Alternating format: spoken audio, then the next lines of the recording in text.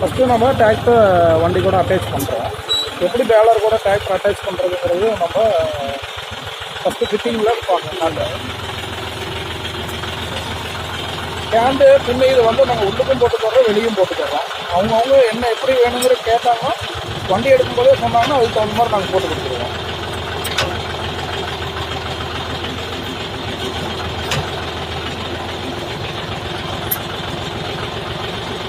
அந்த ஹேண்டு பின்னில் சேக் இல்லாத இருக்கிறதுக்காக ஒரு வாசராக யூஸ் பண்ணுறோம் நாங்கள். அதில் ஒரு காலர் மாதிரி நீங்கள் கொஞ்சம் போட்டுக்கிட்டீங்க அப்படின்னா, இந்த மாதிரி காலர் போட்டுக்கிட்டீங்க அப்படின்னா வண்டி சேக்காகும்போது உங்களுக்கு நல்லா ஃபீல்டு பர்ஃபார்மன்ஸ் நல்லா இருக்கும். ஃபஸ்ட்டு இந்த 2 ஹேண்டை மட்டும் மாட்டிடுங்க.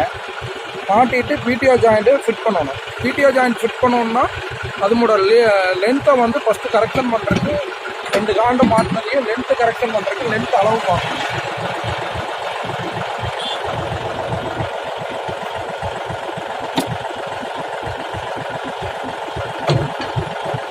லென்த் அதிகமாக இருந்தால் போய் கீர் பாக்ஸ்லேயோ அல்லது பிடிஓ ஜாயிண்ட்டையோ வளைக்கோ அடிக்கும், அதனால் பிரச்சனை வரும். ஃபஸ்ட்டு நம்ம இந்த மாதிரி ஒரு பொசிஷனை வச்சுட்டு பிடிஓ ஜாயிண்டோட லென்த்து ஒரு 10-20 mm கம்மியாக இருக்கிற மாதிரியே மார்க் பண்ணிக்கணும்.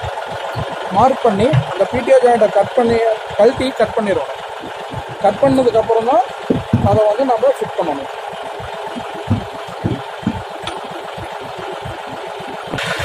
பிடிஓ ஜாயிண்ட்டை கட் பண்ணதுக்கப்புறம் ஃபிட்டிங் வர்றது. நாங்கள் ஆல்ரெடி கட் பண்ணி வச்சுருக்கனால ஷார்ட்டாக காட்டிட்டோம்.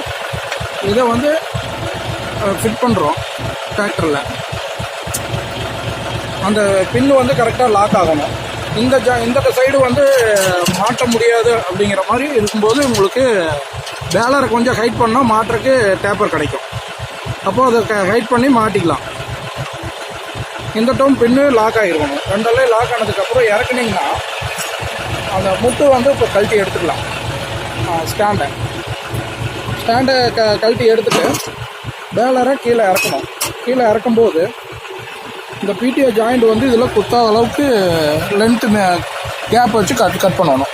இந்த இடத்துல வந்து பிடிஓ ஜாயிண்ட் ஒன்றோட ஒன்று குத்தக்கூடாது, அந்த அளவுக்கு கேப் வச்சு கட் பண்ணணும். அதுக்கப்புறம் சென்டரை வந்து மாட்டணும். சென்டர் நம்ம எந்த அளவுக்கு கிட்ட தனிச்சு மாட்டுறோமோ அந்த அளவுக்கு வந்து லோடர் கீழே தனியும், வீல் கீழே முட்டாது. அதனால் முடிஞ்ச அளவுக்கு சென்டரை அதிகமாக தனிச்சுக்குங்க. சென்டர் நல்லா தனிச்சு மாட்டினீங்க அப்படின்னா பேலர் தூக்குனதுக்கப்புறம் இந்த பேஸ் மட்டமாக இருக்கும்.